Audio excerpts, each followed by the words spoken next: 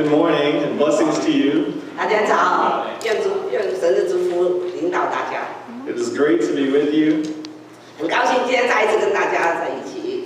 And thank you to Uncle Richard for reading the message, reading the word this morning and the introduction. My name is Mark Cheney, and I'm from Tallowood Baptist Church. My family's sitting in the back there. My wife Stephanie, my oldest son Elijah, and my youngest son Owen. Yes. 我们跟爸真的是非常的熟，因为以前他们也在我们教会过，他们现在是在康语文教会里面崇拜。他的太太 Stephanie 在后面，他的两个孩子 Eli and Owen。Hello。But we've had a long history with Chinese Bible Church, and it was actually Uncle Richard's father's foundation that helped support my family and I through seminary at Golden Gate Baptist Theological Seminary. 我们在我们这个华人圣经教会有一段很长的历史。Richard 他的父亲的基金会支持我们在旧金山的一个神学院去念神学。So anytime I'm invited to come and speak, it is my pleasure and it is a joy that I take very, very seriously. So thank you for having me. 所以每次教会请我们来这里讲道，跟大家分享神的话语，我是满心充满了满心的喜乐跟感恩，来这里跟大家分享神的话语。And I tell you the truth, if Elder Ed Wong had not invited me when he did, I was this close to signing up for the Houston Half Marathon this morning. 假如王长老不是他那个时候没有邀请我来今天来讲道的话，今天我差点要去参加那个半个的马拉松赛，今天在休斯顿那个跑马拉松赛。So if you think about it, I was ready to pay money to run 13.2 miles through Houston in the rain. 所以大家想想看，我正要准备要交钱去在休斯顿这里去跑这个13点里的长途赛跑，然后现在今天还是下雨天。So praise the Lord, we made it this morning. 所以真的感谢神今天带领我到这里来。I'm actually more excited about sharing with you this morning the subject of short-term missions and this passage from Acts chapter 8. 今天我特别是兴奋，可以跟大家分享短宣，特别是今天我们念的这段经文。So you've been this month you've been in a missions emphasis. 所以我们这个月是差传月。Last week you had my friend Jared Pierce speaking about his work in South Sudan. 上个礼拜你们有Jared 是我的好朋友，他跟大家分享了他在南苏丹的宣教事工。So today I get to talk about short-term missions. 而今天我有机会来提到短宣。And I think we need a definition, a working definition for short-term missions. 所以我们要短宣要先做一个定义。I've been on many short-term missions, and they've all been slightly different. 我去过好多次的短宣的活动，但是他们都每一次都有点不一样。And as I read the book of Acts, short-term missions comes in many different shapes and sizes. 所以我在看《使徒行传》的时候，我看到短宣有很多的不同的种类。So we need a broad definition for short-term missions. 所以我们要做一个定义的话，是要一个很广的定义。So if I can describe it like this, maybe it will help. 所以我要这样子来说不定对大家有点帮助。So a short-term mission is traveling across your borders for a limited time. 短宣是跨过我们自己的界限过一个短短的时间。For the sole purpose of sharing Jesus Christ in obedience to the Great Commission. 就是因为要服从神给我们的大使命，把耶稣跟别人分享。And we do this in the spirit of Acts chapter 1, verse 8. 我们做这样的施工是要按照《使徒行传》1章8节这里讲的。Where Jesus called his followers to be his witnesses in Jerusalem and in Judea and in Samaria and even to the ends of the earth.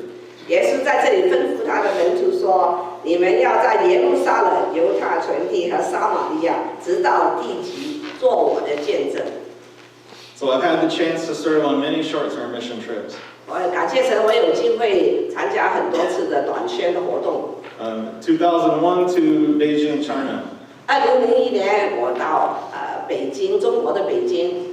In 2002, Beijing, China again. 2002年我再一次到中国的北京去做短宣。And in 2003, the west coast of Mexico in a small fishing village. 2003年我在墨西哥西岸一个小小的渔村。Also Pensacola, Florida in 2005. 2005年我在佛罗里达州那个 Pensacola 那个地方短宣。In 2010, New Orleans, Louisiana. 2010我在Louisiana 州的 New Orleans 这里去做短宣。In the 12th ward in the inner city of New Orleans. 在 New Orleans 的那个是在那个12th ward 的地方。And like Auntie Kim and Uncle Richard, I've also been to Turkey most recently. 我最近好像Uncle Edward 跟 Auntie Kim 我们是去过土耳其。So these trips have had a huge impact on my life. 所以这些的短宣对我的生命都有非常大的影响。The first mission trip that I took to Beijing in 2001 changed the course of my life. 在我到北京2001年这个第一次的短宣，对我的生命完完全全的有绝大的改变。It was on that trip that the missionaries there said, "You have to go to seminary." 就是在那个短宣的时候，那边的宣教师跟我讲说，你一定要去念神学院。Also, you have to pursue the gospel ministry. 然后你要为福音来做事工。And this has shaped my outlook on life since then. 然后这个短宣把我人生观完完全全的扭转。So wherever I go to school, wherever I work, all of these places are mission fields for me. 所以不管我是去哪里念书，我是在哪里做事，所有的地方都是我宣教的工厂。And so I've seen many other people affected in the same way. 所以我也看到有很多的人都得到的影响。So today I want to show you some things from the very first short-term mission trip. 所以我在想，今天跟大家分享第一次的短宣的事工。And about the life of Philip, and I think these things will help us today. 我们再看看圣经上所记载的第一次的短宣，看看腓利的一生，对大家应该很有帮助。So let me first give you some background about Philip. 我们先来看看腓利。We first meet Philip in Acts chapter 6. 我们第一次看的腓利是在《使徒行传》第6章。All that we know about him is that he is a Greek-speaking Christian in Jerusalem. 我们唯一知道他是在耶路撒冷的，是讲希腊话的一个基督徒。We don't know for sure, but he may have been a recent convert from Peter's first sermon at Pentecost. Could be. 我们不知道，他说不定是在彼得第一次五旬节他讲道的时候得救的一个基督徒。And there was a problem. The widows of the Greek-speaking widow Christians that were being served were being overlooked, and Philip was appointed and 6 others to serve them their food. 所以在那里我们看到，在讲希腊话的寡妇，当时有被忽略了，所以他们门徒中就选出来7位，腓利就是中间的一位，去照顾这些寡妇。So we know the apostles appointed him to be a deacon. 所以他是做一个执事。And so at the persecution of a Pharisee named Saul, who would later become Paul, he fled to Samaria. 所以当使徒保罗那个时候叫扫罗，他受逼迫的时候，他是逃离开耶路撒冷。And he takes up a dynamic, amazing preaching ministry in Samaria. 然后他在撒玛利亚有一个很活泼的讲道的事工。And that really leads to my first point about Philip. It's who Philip is.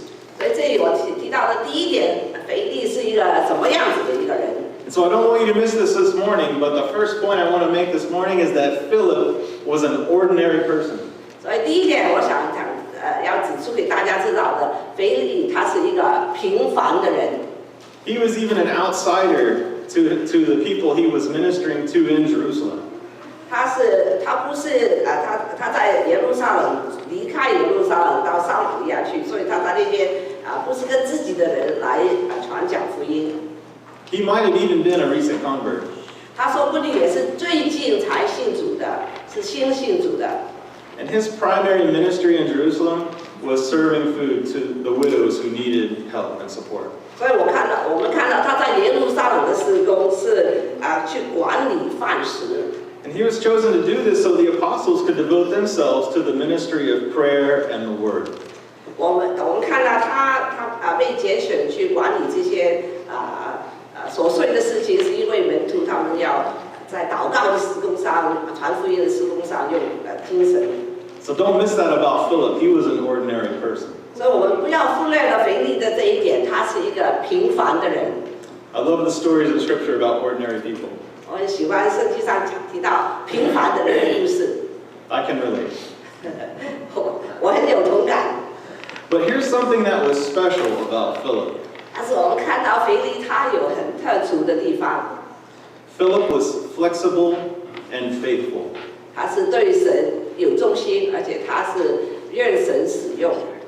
Philip was one who did not consider himself special enough to be a missionary.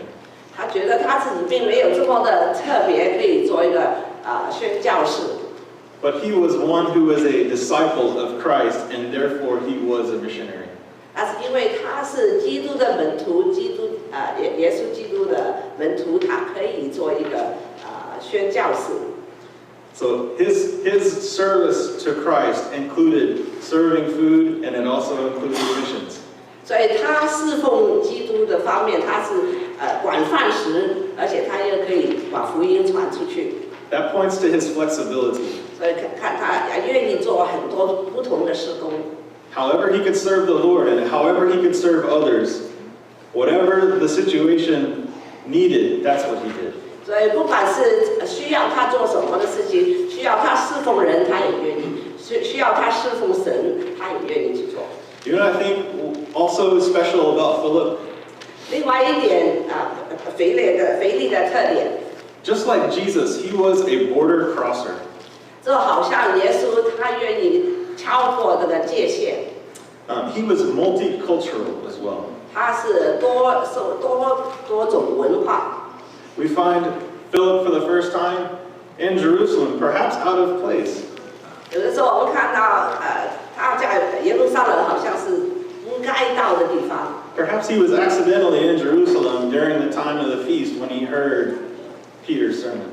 所以我们看到腓利他到耶路撒冷的时候，他说不定他根本不应该在那里，但是他偶然的听到彼得的讲道。And so he finds a way to serve there in Jerusalem. 所以他到耶路撒冷，他自己寻找一个方法，在耶路撒冷里头侍奉神。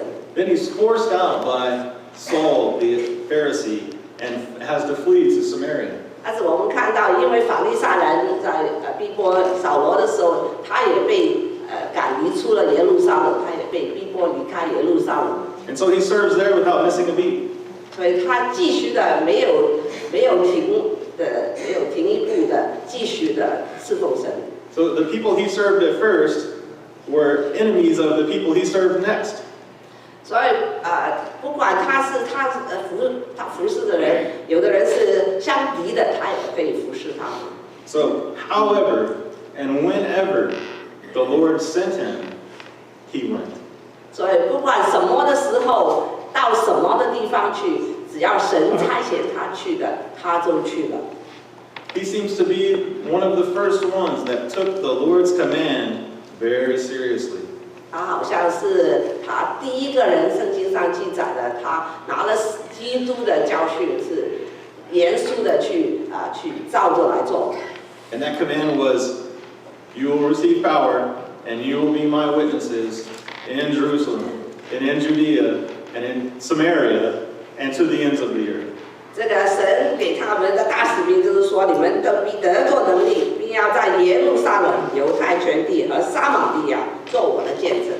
So I want you to see now what being an ordinary, faithful, and flexible follower of Jesus did for Philip. 所以我们现在要看看这个平凡的人，他愿意跟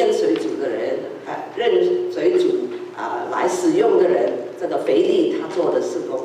It's in our passage today that he discovers an extraordinary adventure.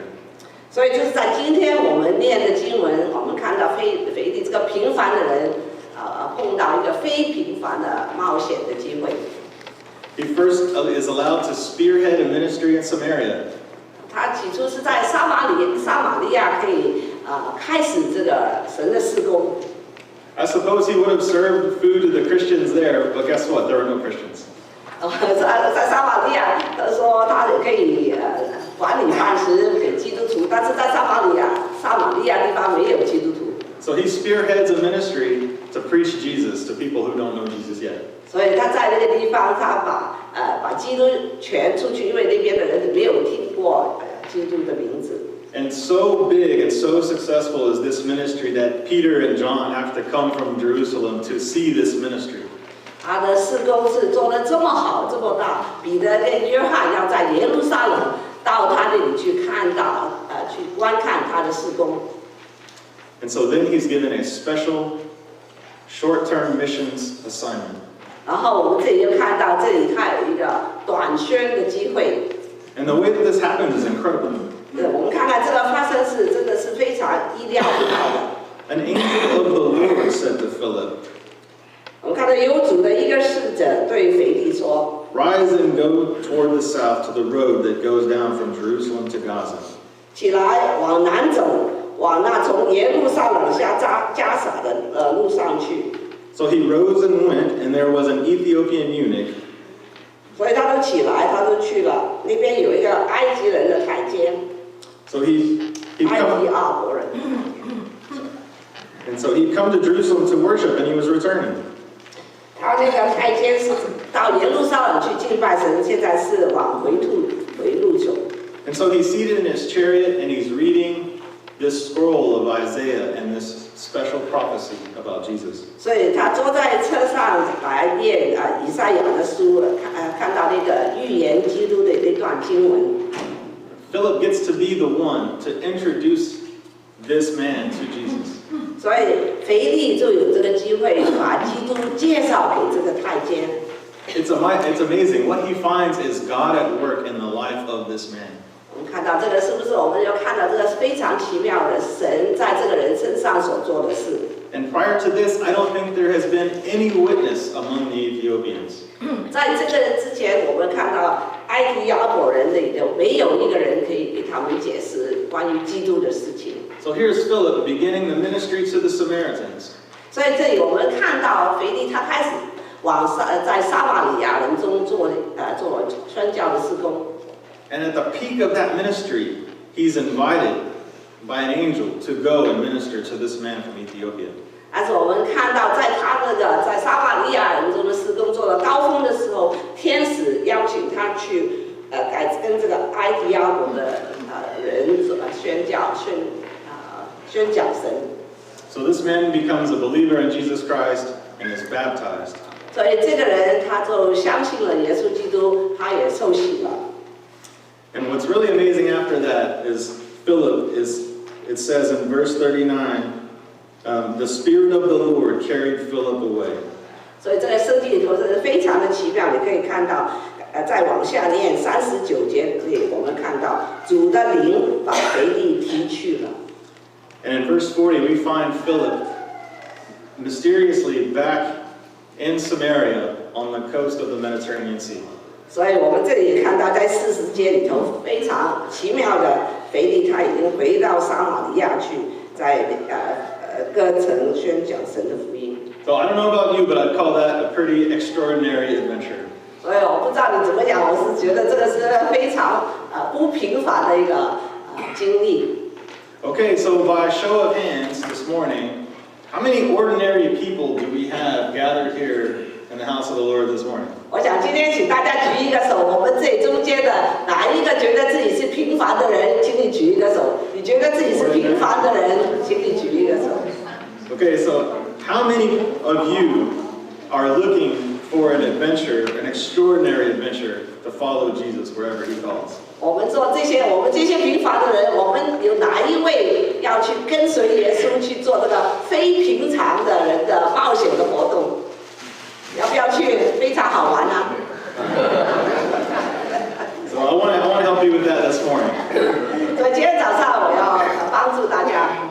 So from Philip's example and from this first short-term mission trip, 所以我们看到腓力这个例子，在他这记载的第一个短宣。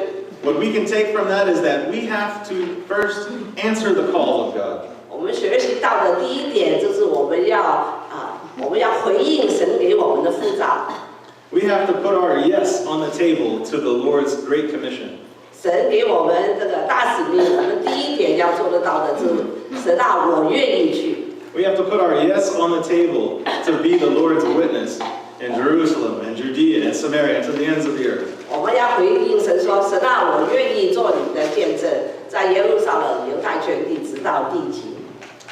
Secondly, we have to cross a border. 第二点，我们要穿过这个界限。And friends, there are all kinds of borders. 弟兄姐妹们，我们知道有很多不同的界限。There are city limit borders. 有的是我们城市的界限。County line borders. 我们有郡院的界限。State and international borders. 每一个州都有自己的州界，每一个国家有国家的国界。And this may be less obvious, but there are gender borders. 我们有的不是很明显的，但是有性别的界限。There are generational borders. 然后有不同的文化的界限。There are language borders. 然后有言语的界限。And we've so beautifully bridged this morning. 今天我们中文英文一起讲，感谢神。So all kinds of borders that we can cross. 所以我们看到有很多的界限，我们要越过。So also we have to be flexible, like Philip. 我们也要有这个愿意做任何的事情。In your short-term missions experience, you may want to go to one country, but maybe the church goes to another country instead. 所以我们做短宣的时候，说不定你自己要想去某一个国家，但是教会的短宣是到另外一个国家。Maybe you expect your mission trip will go one way and it goes a different way. 这问题你说我的短宣的是要这样子的，但是说不定是另外一个事情发生。But we have to be flexible because you never know what the Lord is up to. 所以我们要服从神，我们要愿意接受神的带领。And next, like Philip, we have to be faithful. 好像腓力一样，我们要对神有忠心。We have to set out. 我们要把自己放下。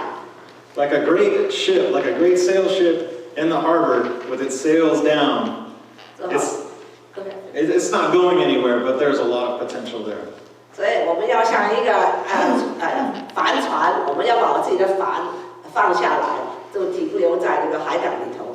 It's not until that great ship leaves the harbor, goes to the open water, and opens its sails, will it really start to go places. 所以这个船在我们的港口里头，你的帆放下来的话，你是什么地方都到不到。只有这个船到海中心里头，把帆拉起来，你就可以去很多的地方。But I think we can agree it takes a lot of faith to leave the safe harbor. 但是我们也知道，我们要有很大的信心，才可以离开这个安全的海港。But it's leaving the harbor that new places are found. 但是我们只可以离开我们自己安全的海港，我们才可以到新的地方去。So we've answered the call, we've crossed the border, we're flexible, we're faithful, now we have to be ready. 所以我们答应了神给我们的呼召，我们有这个愿意服从神的心，我们也有对神有忠心。现在我们愿意出去了。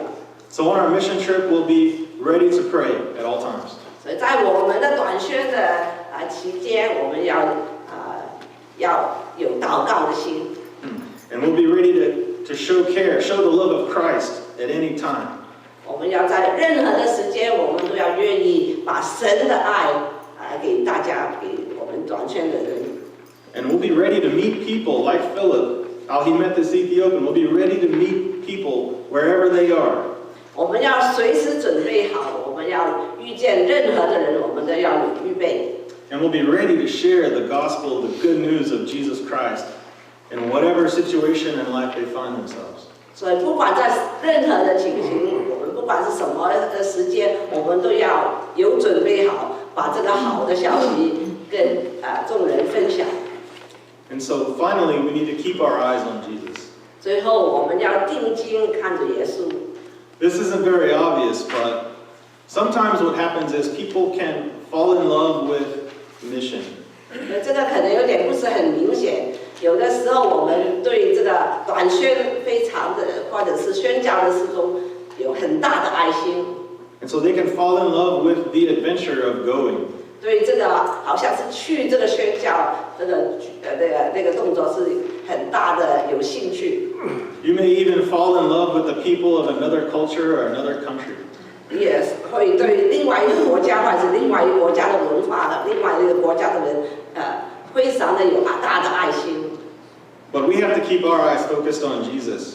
但是我们的眼睛一定要定睛看着耶稣。After all, it is His work that we're just simply joining Him in. 因为这个我们要记住，这个是他的事工，我们只是参与他的事工。So we have to stay connected to the vine. 我们要跟我们的葡萄树一定要接住。So now, if you're an ordinary, faithful, flexible follower of Jesus on mission with Him, these are some things that you can expect. 假如说我们是一个平凡的基督徒，我们愿意跟随主，我们有这个忠心对于神的信心，我们现在是去做短宣的事工，这样子的事情会发生。So we're not told how Philip is affected by the work that God has him do. 这里的圣经上没有告诉我们说，腓力对神要他做的事情受到什么样子的影响。But I can tell you from my own experience, this is how missions have affected me. 但是我可以跟大家分享，对我的经历上，短宣对我身上有多大的影响。So first of all, you can expect your faith to be re-energized. 第一点，我们对我们的信心会有再一次的发生新的能力。Something about seeing other people come to faith in Christ just sets your heart on fire. 我们看到另外一个人因为来接受神的话，就会好像一个火来燃烧我们的心。You can expect to be amazed at how big God is. 我们会看得到神是多么的伟大，多么的有大能。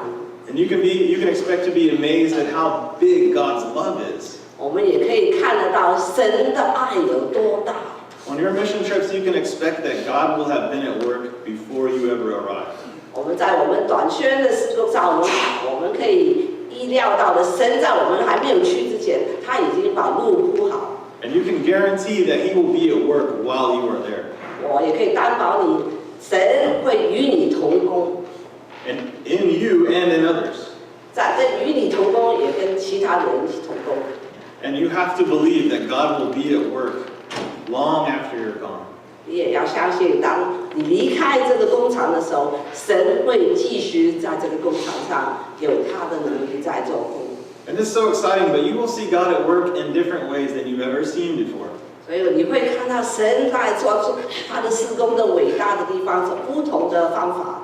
You'll see Him at work in orphanages. 你会看到他在孤儿院所做的事工。You'll see Him at work in the inner city slums. 你会看到神在这个城市里头最穷的地方做的事工。You'll see Him at work in old people and young people alike. 你会看到他在年长的人身上做的大事，或者是年轻人身上做的大事。Also, you can expect to grow in your spiritual discernment. 你也会在你的属灵的灵感上有更大的增长。Yeah, so your spiritual awareness will grow. 你对神的敏感会增加。It was my first trip to Beijing in 2001 where I learned what spiritual discernment and what spiritual warfare was. 这个在2001年第一次我到北京的短宣，这个是我第一次学到属灵的征战是怎么样子的一回事。We were in a large restaurant and we were expecting to speak to some underground church planters. 所以我们是在一个很大的餐馆里头去在吃饭，我们那边是在有地下的教会的事工跟我们在讨论。So we gathered to hear their testimony and to meet them. 我们在那里，我们遇见他们，听到他们的见证。But they had to keep their voices down, and just as the moment came for them to begin sharing about their work. 所以他们都要讲话都要比较小声一点，他们知道因为不能很大声的在讲。A large group of loud drunken businessmen came and sat right next to us. 就是正要他们要开始分享的时候，来了一大群的做生意的人，他们讲话都是非常的大声，然后他们坐在我们旁边。And it was so loud that our hosts couldn't speak to us, couldn't share about their work. 就是他们那边那群人，这帮非常吵闹的一群人，我们都很难不能听到要分享的事情。And so the wisest missionary said, "We need to pray." 所以一个很有智慧的一个宣教士说，我们现在要祷告。She said, "This is spiritual warfare, and we need to ask God's help right now." 所以他说这个是属灵的战争，现在我们要祷告求神的帮助。And this was amazing to me. I had no idea at that point. 所以对我来讲，这是非常的非常奇妙的一件事情，因为到那刹那我还不知道到底是什么。So that day I learned about spiritual warfare and spiritual discernment. 所以在那天我就学到什么样子是属灵的战争，什么时候是属灵的敏感。Also, in your missionary adventures, you can expect to learn wisdom from others. 所以在我们的短宣的时间，我们也会向其他的人学到有智慧。And it may come by accident, and it may be very necessary. 有的时候说不定是很偶然的，有的时候是必须要学到。Again in Beijing, we were stranded at a bus stop one time. 有一次我们在北京，我们在一个巴士站里头，没有不知道到什么地方去。And the bus was late, and the crowd at the bus stop was growing. 所以我们在那个巴士站里头，那个车子是来晚了，然后我们在巴士站那里越来越多。And so we were about to be late for an appointment. 所以我们要去一个我们的约会是要晚到了。But there was an Australian missionary that had taken me under his wing. 那个时候有一个澳洲来的宣教士，他是在带我。And he said, 然后他就跟我讲 something like, "Don't worry. It's not that we're waiting for a bus. We're ministering right now." 所以他就跟我在这样子讲说，不用担心，不是我们在这里等候那个公车，等候那个巴士来，是我们现在在这里，是我们也是做事工的场所。Yeah, he said, what are we doing right now? I said, we're getting on the bus and it's late. he said, no, we're on mission right now. 所以他是说，我们现在也是在做我们的宣教的事工的一部分，不单只是在这里等候这个公车来。So that was a very important lesson for me as well. 所以这个是对我来讲是一个非常重要的功课。Along those lines, you'll know hardship. You'll experience hardship. 所以同样的，你会在短宣的时间会遇到困难的事情。My first trip, I got terrible stomach bug. 第一次我去短宣的时候，我有肚子的毛病，很严重的肚子的毛病。And you can expect through those kinds of hardships that your prayer life will go a little bit deeper. 所以当你们遇到这样子的困难的事情的时候，你的祷告的生活就会更加的迫切。But seriously, you will learn how to have a more practical prayer life. You will be praying for the next person to talk to, the next appointment, the next opportunity. 所以在短宣的时候，你会在学习怎么样子的祷告，求神给你机会，跟你另外一个人去传福音。下一个约会的时候传福音。And the next thing you may learn on your short-term mission trip is not expected. 另外，你要在短宣里头所学到的功课，有的时候你是意料不到的。But you may learn how beautiful the church of Jesus Christ is. 你会学习到耶稣基督的教会，我们的教会是多么的美好。You may not only learn how to better serve the church. 你会学到，不单只会学到怎么样子去好一点的去侍奉神的教会。But you may have a chance to see the church in its purest, most beautiful form. 你会看到教会是最纯洁、最美好的。In 2003, I went with a group of 40 people from a church in Kingwood to Mexico. 在2003年，我在 Kingwood 的教会一群人，大概40个人，我们到墨西哥一个短宣。So we brought only what we needed, and it turns out once we got there, we had a lot of needs. 所以我们就以为要什么东西需要，我们就带去了。到那边去的时候，我们觉得一切需要的都已经预备好。So we had teams to help with construction. 我们有一团人是准备去建筑。Teams to help prepare food. 有一组人是准备食物。Medical teams. 有一个是医疗队。Youth teams. 青年人的队伍。We forgot the worship team. 我们忘记了调理队带领崇拜。So I've never had a chance to lead worship before and never wanted to, but me and 2 friends, we led worship the entire time for that trip. 因为我们没有准备一个带领崇拜的组，所以我跟我的2个同工就从来没有带领过崇拜的机会，就在那一次我们的学习带领。But the most beautiful part was seeing the church, this little part of a church, focused together, helping each other on one mission. 所以最美好的让我看到就是教会的一个我们一部分的人，我们大家同心合意，真的是在这个侍奉神的事工上，大家一起。We learned more about spiritual gifts and the importance of them, and we discovered new spiritual gifts. It was amazing.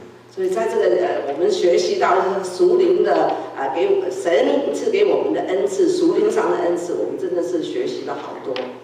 Also, you may find that short-term missions will set your life on a different path. 然后我们也会看到，有的时候短宣把你的生命的会完完全全的换另外一个方向去走。That's why Missions Month and mission sermons are so dangerous. 所以这个拆船月这个跟拆船的那个讲道，有的时候是对我们的生命是很大的危险。Sometimes people go once and they don't want to come back. 所以有的人去了一次，他以后就不愿意再去了。Sometimes there are some crazy people. They sell everything they own and move their families to different places. 但是有的人家好像他就把他所有的一切都变卖，就到那个地方去住下来。And that's because they so fall in love with the people they've had a chance to minister to. 就是因为他们在短宣的时期，对这些人都是非常的爱当地的人，所以他们就有这个爱心，愿意一生一意的去侍奉他们。So another thing that you can expect as a result of going on short-term missions is that you'll experience heartache. 所以我们另外一个可以经历到的，我们短宣的经验，就是有的时候会心痛。And that's why you'll go back. 就是因为你对他们有这个爱心，你心痛要离开他们，你会回去。I believe that Paul and Barnabas went on 2 missionary adventures because of the heartache they felt after they came back from the first one. 我们看到保罗他跟巴拉巴他们宣教的去了2次宣教的事工，因为第一次他们回来的时候，他们都对那些人很舍不得，有心痛，所以他们第2次再去1次。They didn't catch all those boats and walk all those miles all the way around the Mediterranean Ocean the second time just for fun. 他们并不是说只是要去地中海再走一圈，只是觉得很好玩。They were led by the heart and by the Holy Spirit. 他们受到圣灵的带领，他们也受到他的爱心的带领。So as a result of going on your short-term mission trips, you'll get to come home and you'll get to share and encourage your church. 所以我们去短宣以后，我们会回到自己的母会里头，我们有这个机会跟教会来分享在短宣里头所学习到的功课。And so the last one is a mystery. 所以最后一个是神秘的事情。But you'll get to come home and share some stories, but there'll be some stories that you won't know about yourself until you get to heaven. 有的事情是我们虽然我们短宣回来可以跟教会都分享你经历的事情，但是有的事情你永远不会知道，一直到你见神的面。That's the amazing thing. God could be using your service in an exponential way for the rest of eternity. You have no idea the consequences of your acts of service and love and of sharing the gospel. 因为神是这么的大能，你不可以了解神他用你的做的一点点的短宣的事工，可以增加了10倍、100倍、1000倍，一直到永永远远，你的事工都在神的眼中可以加倍。I mean, lives, families, communities, generations, you have no idea. 对，个人可以改变，家庭可以改变，整个世界都可以改变。你真的有的时候真的是意想不到。But I believe when we get to heaven, we'll get to hear those stories. 但是我相信，我深信，我们到神的面前，我们到天堂的时候，我们会听到这些故事。So let's bow for prayer. 让我们大家低头祷告。Oh, Father God, we want to be a beautiful bride for our Lord Jesus Christ. 亲爱的父神，我们愿意做耶稣基督美丽的新娘。We want to have calloused feet and dirty feet from going. 我们愿意，我们有肮脏的脚，因为我们走出去。We want to carry a few extra pounds just from having one more meal with those people for an opportunity to share. 我们愿意多背一点的包袱，我们可以愿意跟其他人分享多一餐。We want to have a little bit of sun on our face from having gone and had a chance to minister to people. 我们愿意在我们的脸上晒黑了一点，因为我们愿意出去分享你的福音。We want to be a beautiful bride for our Lord Jesus Christ, and I know that that's what He finds beautiful.